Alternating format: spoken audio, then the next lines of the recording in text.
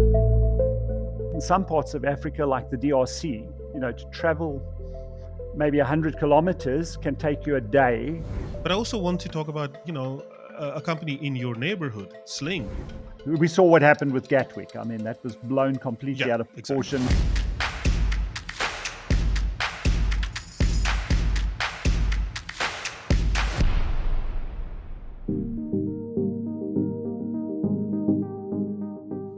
Hey, welcome to the Air Mobility Show with Amad Malik and my co-host, Nadia.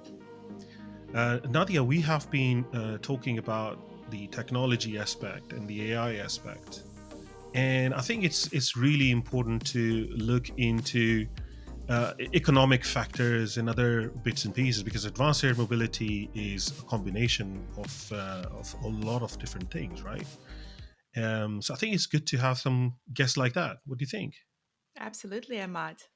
Today's guest is an economist by profession, but have deep dived into the advanced air mobility world and currently consult with a number of organizations, including Advanced Air Mobility Institute, a very avid supporter and advocate of advanced air mobility, Gary.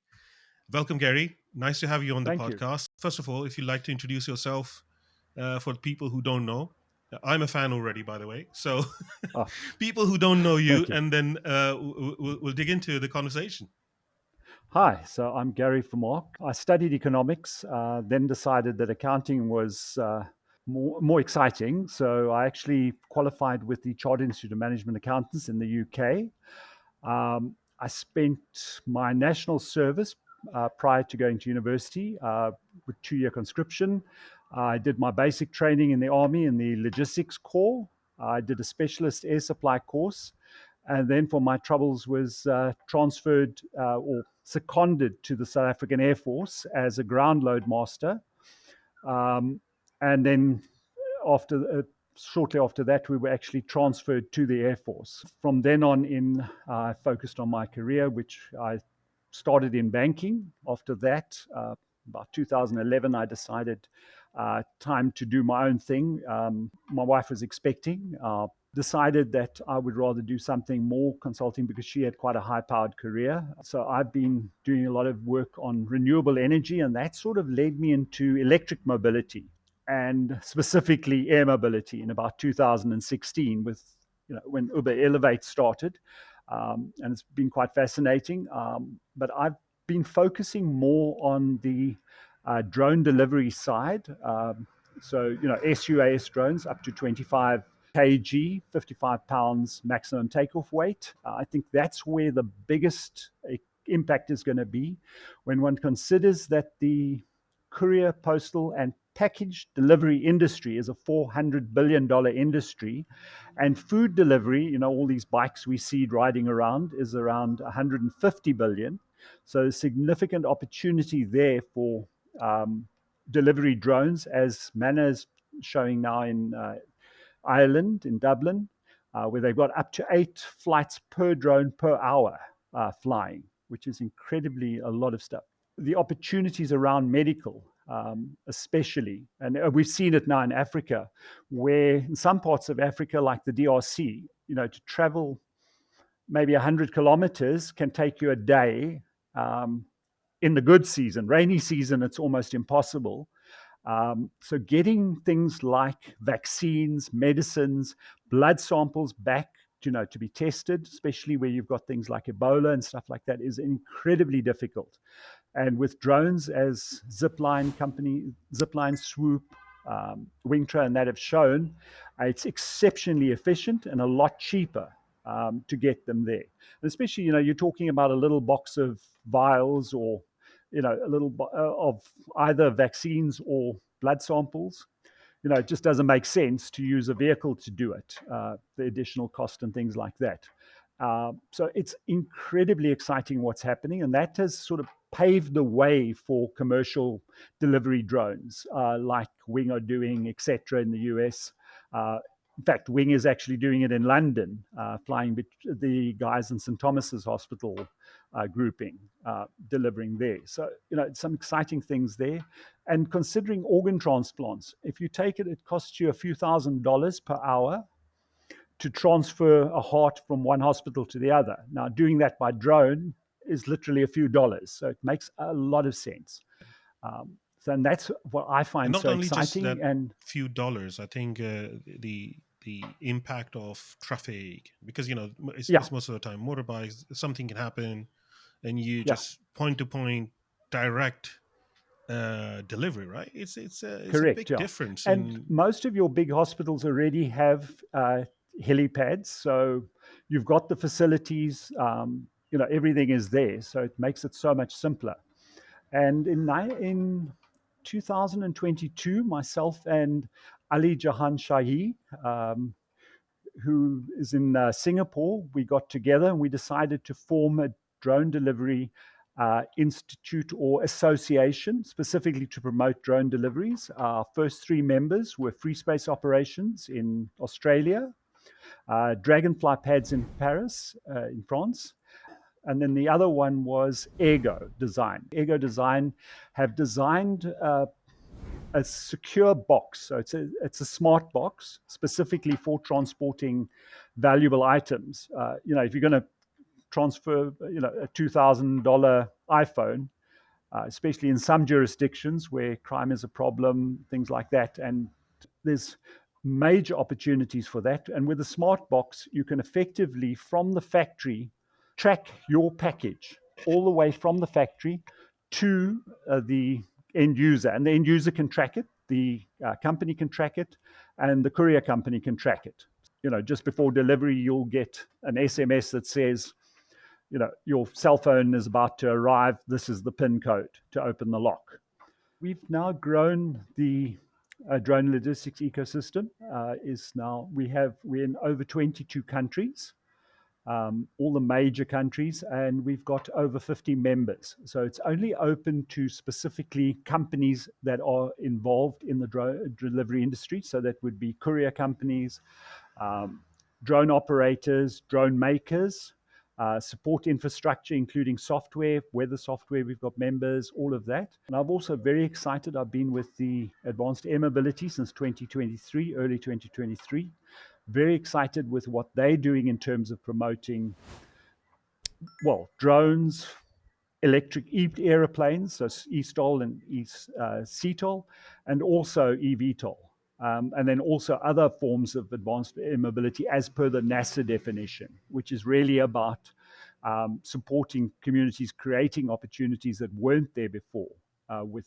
So you can actually include conventional aircraft as well, so improvements in sustainability, improvements in technology. But I also want to talk about a company in your neighborhood, Sling. They were actually with the collaboration with the university were converting their.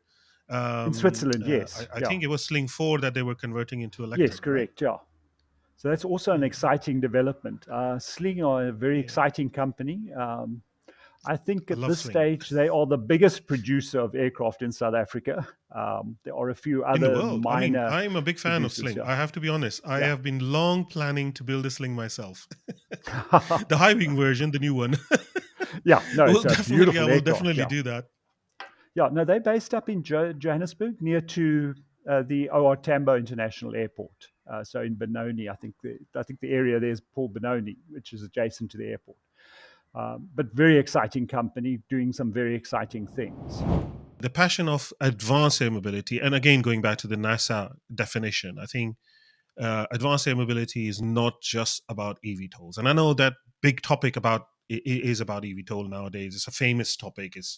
Everyone is just talking about it. The real challenge here is the holistic view, the 360-degree view of all the facets involved, right? It's air traffic management, it's infrastructure. If you look at UAM, then you have also integration into the urban environment, city planning, you have vertiport development. All of that is a lot of work that need to be done to make this entire advanced air mobility thing a reality. If you want to really have the ability for all these drones flying around and delivering our packages and saving lives. I think that's going to be really how we will get there. And one of the things we will talk about, Gary, is the initiative that I have been working on that matter, because I wrote that entire paper by myself, but I'm not an expert in everything, and we need people like you. So what I am doing is opening up an open source organization called Open AM Organization. It will be a non-profit as well, but the idea is to promote the scientific nature of what is needed to bring all of this together, bring all the research together, bring all the facets of the technology adoption, standardization, and those things together. Correct. Yeah.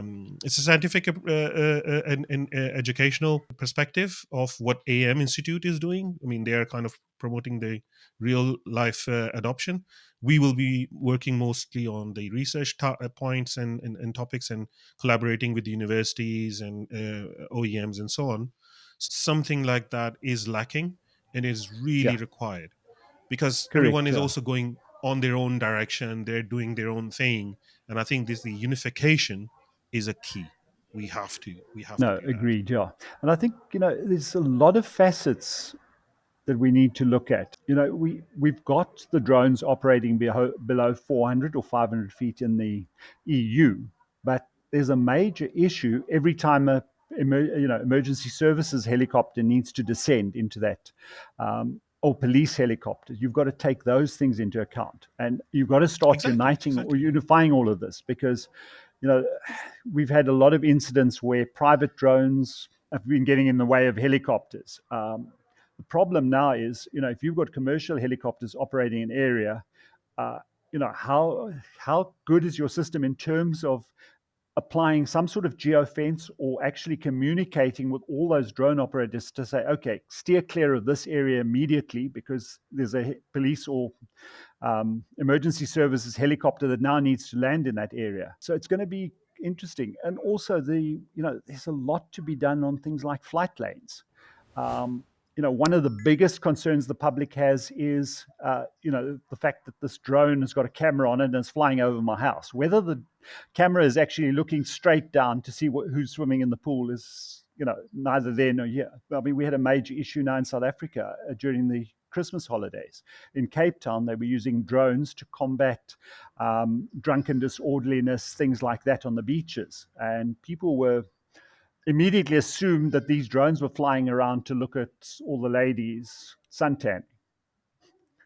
So, these things create problems. So, one of the things we're going to have to look at is how we actually operate these drones. Will the flight corridors follow existing right of ways like roads, and avoid flying over buildings? To avoid that. So they would only actually approach a building to land on the roof or whatever else to do the drop and then go back into the flight lane. So there's a lot still Yeah, to do. I, And I I now, think it's yeah, even more than that, Gary, because this is something that I have been really thinking about, and I've written a number of things about it as well. Is I don't think just right of way and corridors and flight planes is enough, to be honest, because we are looking towards where technology is going to evolve and hopefully will proliferate, so we have a better quality of life.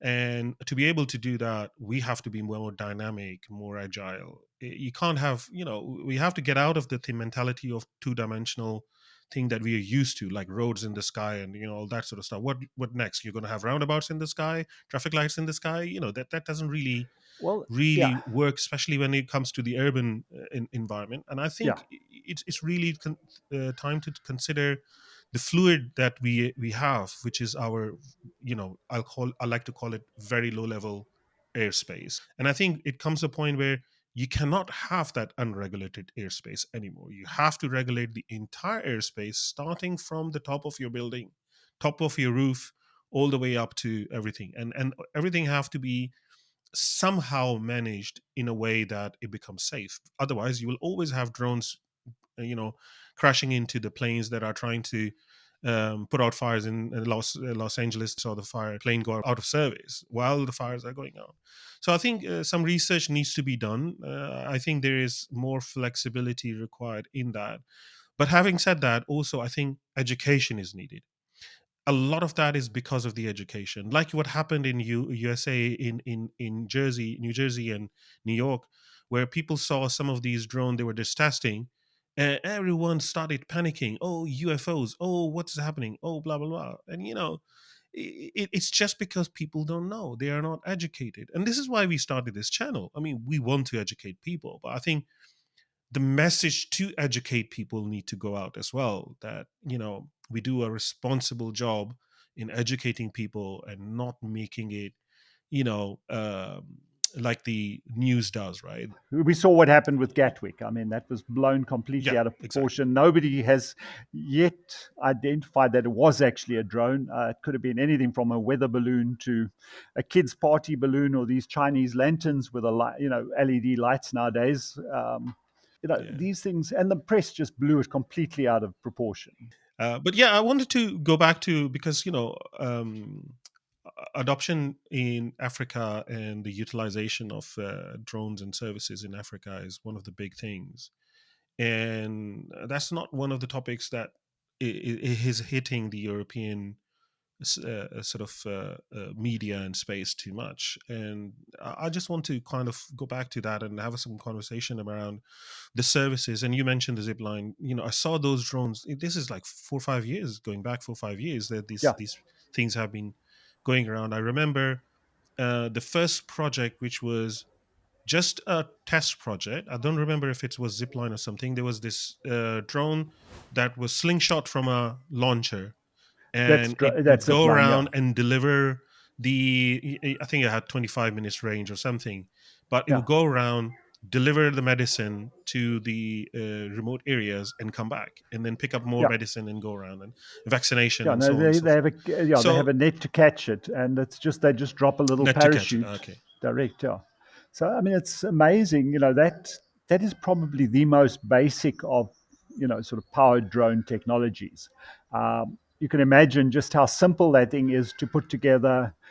You got one motor with, I think it's one motor with the propeller. So it's a lot less complicated than a lot of the you know DJI drones and things like that. But it's very effective and efficient for what it does.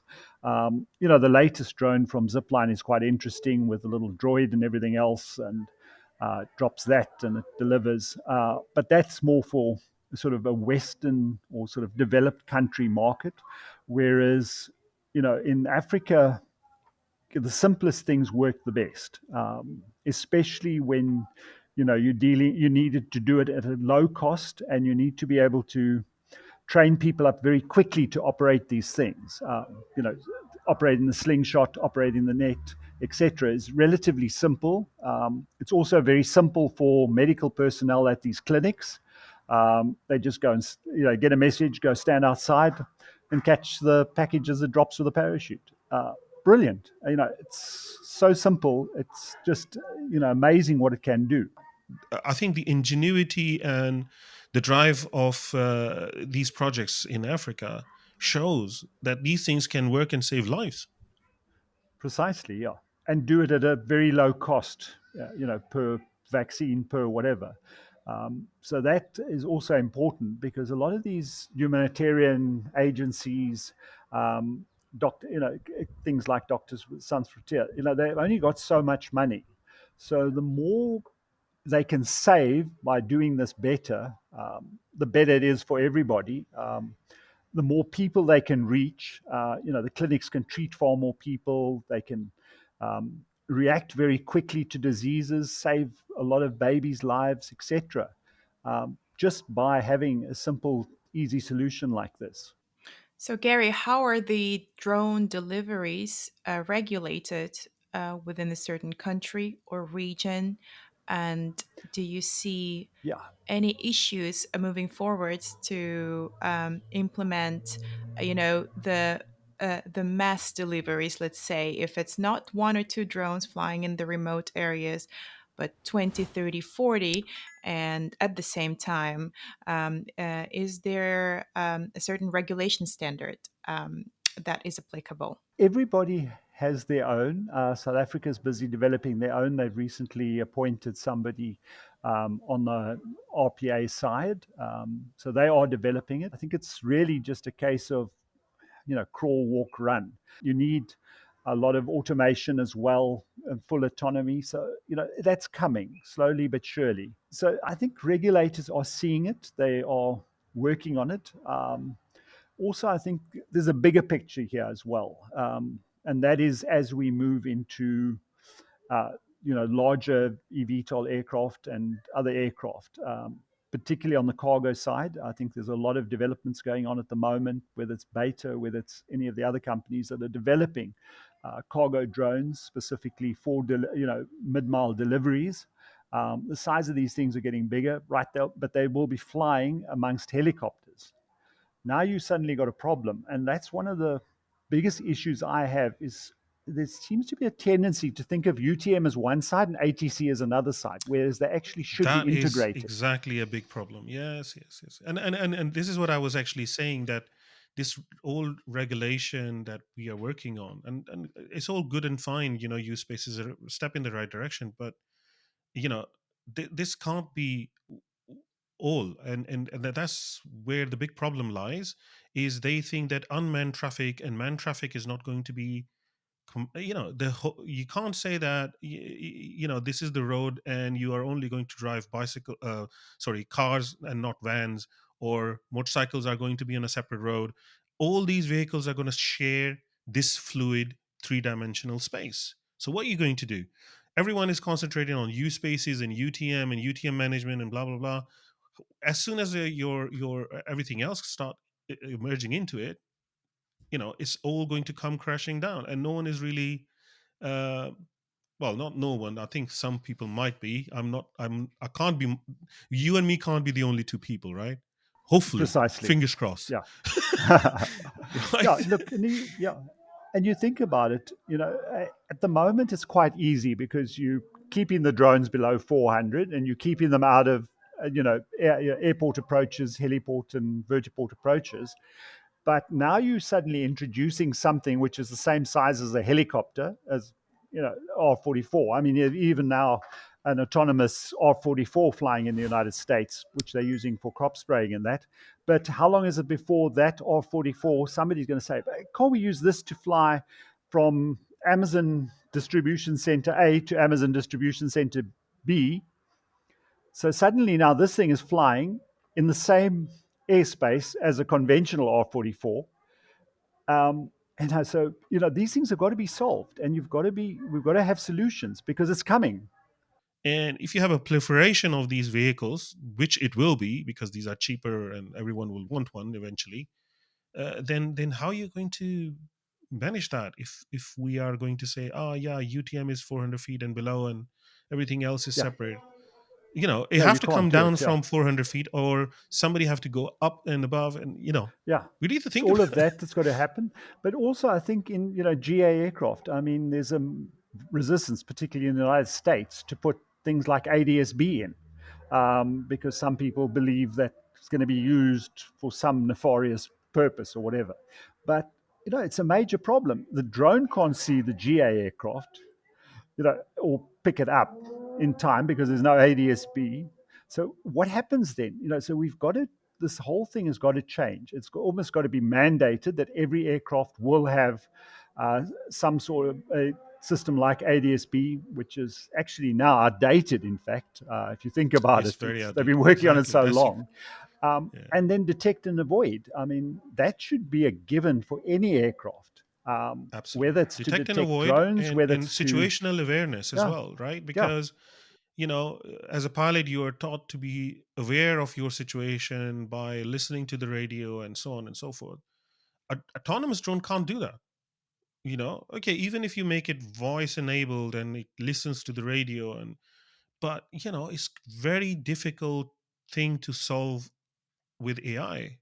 So you should have, I mean, we and one of the things that part of my research is the communication systems that will be required, the upgrades to the existing ADSB or ADSB like technologies, and additional capabilities to create that the situational awareness. And you can't create very expensive equipment and technology like we normally do in the aviation industry, because these need to be cheap enough and accessible enough for cheap drones that are delivering. And that's what, that way everyone can use that across the board. Anything that flies should have it. That's Well, basically, I think, one the standard needed. one of the things I believe would work quite well is, your GPS now. I mean, most GA pilots don't go and buy a fancy avionics suite with GPS. They've got a handheld GPS on a sort of cell phone, one of those Yeah, holders, and they're got with using that my now. iPad. Yeah, Yeah. or your iPad. So you can, if you think about it, it would make a lot of sense for companies like TomTom, Garmin, etc., to actually build these things with some sort of detect and avoid capability, some sort of transponder capability in them anyway. If you think about it logically, the Lockheed F-35 has a specific transponder that they switch on when they're flying in civilian airspace, so that you know uh, the radar systems can pick them up, etc. The same should happen. Whether you're flying an SUAS drone, whether you're flying, sort of A380, these aircraft should be able to see each other. So, Gary, if I may, just to go back to the conversations of drones that we started with, but how do you see the evolution of drone delivery turning into the passenger drones and the economic side of it? How do we create the environment, the business environment? We have to accept the reality at the moment, and that is the cost of these programs. Mark Moore in 2016 said it would be around about $1 billion to design, develop, and type certify an eVTOL. Now, that figure already, a lot of companies have exceeded it. China, EHang has managed to do it under $100 million in China. But if you look at most of the European and American developers, that cost is already way over that point. Now, the biggest problem that you have is, that money's got to be recouped out of something else. So, you now got to sell so many thousand aircraft just to recuperate that money. So that's going to be a big issue. It's far easier to take an existing aircraft, like even in the with something like the Nuncats CH50 750. The problem with a lot of these programs is it's going to take a lot more to actually type certify these things. No matter what anybody says, 2025 doesn't look that promising, at least in the West. So we've got to get that. That's one thing we've got to get out of the way. The other thing as well is that for me has always been the biggest challenge is that to compete with, say, Blade flies 3 to 4 flights per hour during peak hours between each way between Newark. Newark, I think they can do 4 because of the distance. I think that's the shortest distance, if I'm not mistaken. Uh, so between Manhattan and Newark, or Manhattan and JFK, or Manhattan and LaGuardia. So they've got to be able to do with just top up charging. So that's still a challenge. I don't think anybody's there yet, and nobody's shown that they can do it. That's always going to be the big challenge. You've got to be able to compete with helicopters, and you've got to be able to do it at a similar cost. Now, when we start talking about a $5 to $7 million list price for an eVTOL passenger aircraft versus 3.2 million for an Airbus H125, or 1.5 million for a Bell 505 or Robinson R66. There's a massive point that you've got to do, and how Yeah, much a part how of the much cost of the lower has your aircraft. operating and maintenance cost got to be to actually achieve a similar Yes. total cost per seat as something like a 7-seater H125 or uh, Bell Is 407? there a study on economics of this type of things? Is There's there been some a work done. paper? Yeah. Hmm. But you said I, that they you couldn't know, they couldn't prove it. They couldn't yet achieve that yet. But is this because of the finance part of the side of things, or is it because of the lifting passengers costs take so much energy that it's just not, the technology is not there yet? Yeah. Well, look, if you think about it, you've got an average US male, probably around 100 kilograms now, plus some baggage. An airline carry-on bag supposed to be 7 to 10 kilograms. That's got to be carried, plus your laptop bag. So it's significant weight that's got to be lifted. That's one thing. So, and that, you require quite a lot of energy to lift that. Uh, but I think the other thing is just where the battery technology is at the moment. And I think that's probably one of the reasons why Archer and Joby are looking at things like, fuel cells for military applications or hybrid in the case of Archer. But again, that has a direct spin-off into the civilian models. Joby proved that they can do, what is it, almost 500 miles or something with fuel cells, with their German fuel with the hydrogen cells. fuels. Yeah. Yeah, yeah, So it's you have to start looking at this. I think battery technology is still a constraint, no matter what we yeah, say. Um, Fuel cells hold a lot of promise, but then of course you also need batteries in terms of any fuel cell vehicle has batteries, yeah, simply because you need a certain amount of power for pull away, lift off, whatever else, whether it's a train, whether it's a truck, whether it's an aircraft. You've got to have some battery power. So yeah, effectively, you could call that hybrid. Um, so, that's probably the way to get into the business. But as to yeah. costs, But hydrogen have its own challenges, yeah, right? I mean, yeah. storing hydrogen, supplying hydrogen. Well, At that's the a big moment, challenge. obviously, you're Yeah, not allowed to have hydrogen in a highly congested area. Airports don't allow to have hydrogen. yeah. But the other problem is as well, if you take the Toyota Mirai, when it came out in 2014, the empty weight of the tank was around 95 kgs. That's a 5 kg tank. Um, by 2024, it's now down to 87 kgs for the tank. It's still a lot of weight you've got to carry Yeah, 5 kgs of hydrogen that you can actually use. So a yeah, lot has to be developed there as well in terms of technology. yeah. And I think That's actually one of very, very good yeah, point. Yeah, because if you look at complain about how battery weight is so high, and yeah, obvious choice is hydrogen, but then if you look at it, hydrogen is not that obvious as well, right? I mean, there are yeah, challenges with even hydrogen. yeah. Well, I Tank think one weighs a of the lot. challenges is with particularly fixed wing aircraft is your wings are effectively tanks. Now you want to add, let's say, let's just use a round figure.